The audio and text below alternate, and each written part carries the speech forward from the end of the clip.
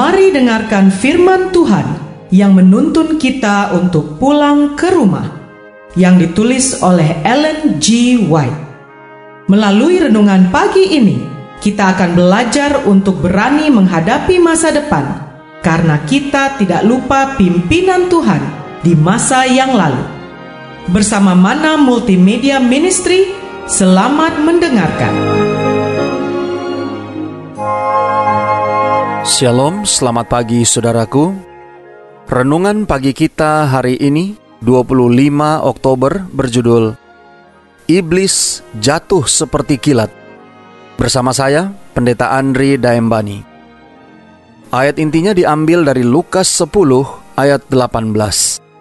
Demikian firman Tuhan.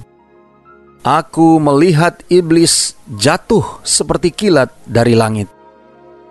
Mari kita dengarkan penjelasannya.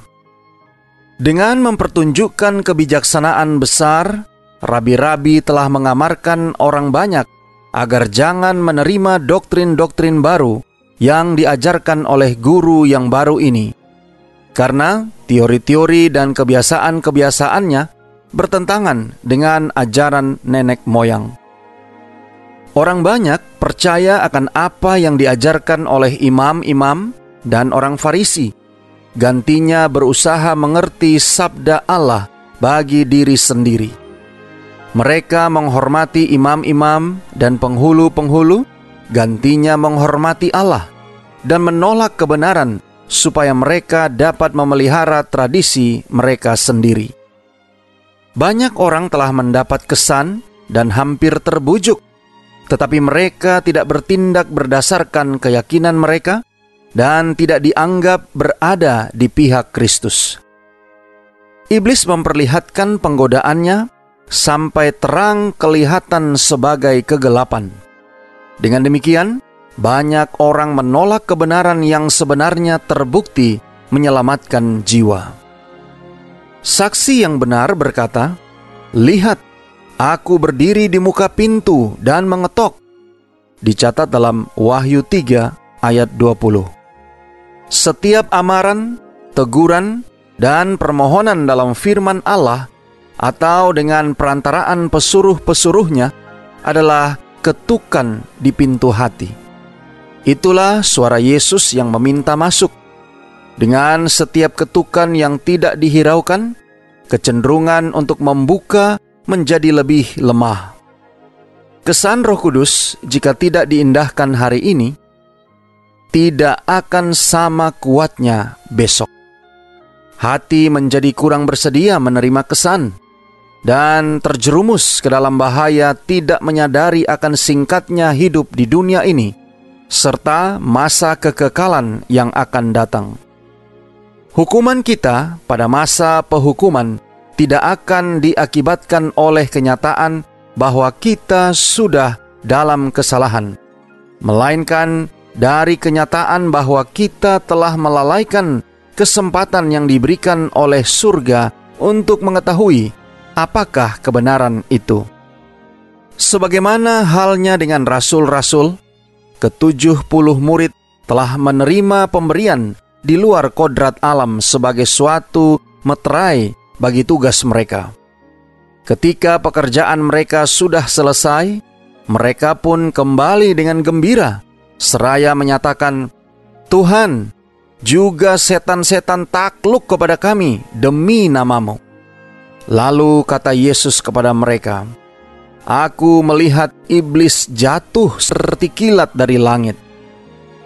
Peristiwa tentang masa lampau dan masa depan ditunjukkan pada pikiran Yesus.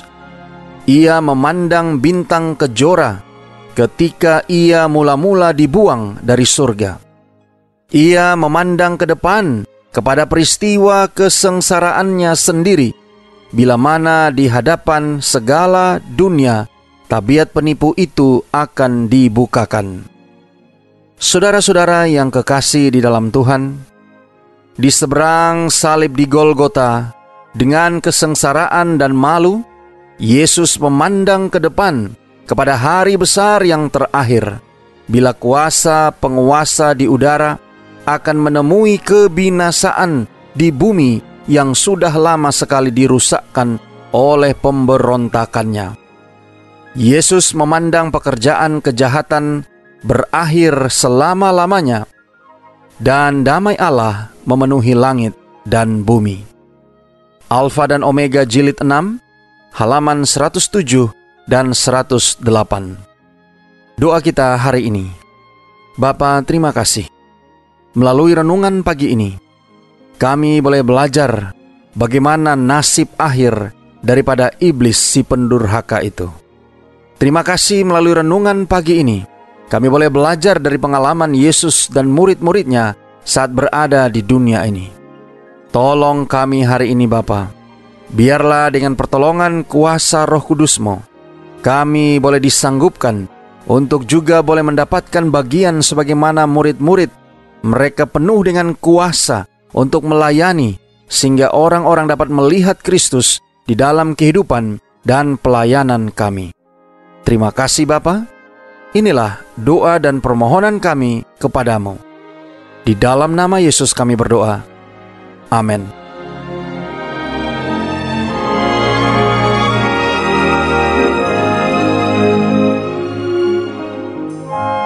Demikianlah tadi pembahasan tentang pulang ke rumah.